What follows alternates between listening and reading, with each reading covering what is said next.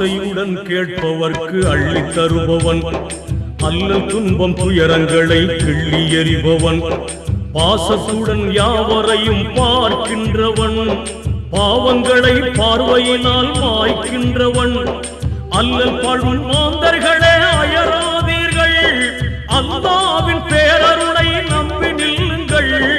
அவனிடத்தில் குறையனைத்தும் சொல்லி காட்டுங்கள், அன்பு நோக்கு தருகவென்று அழுது கேளுங்கள், இறைவனிடம் கையேந்துங்கள், அவன் இல்லை என்று சொல்லுவதில்லை.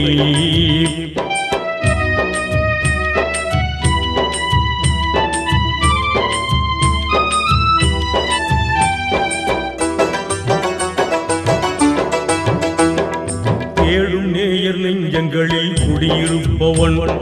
தேடாத மனித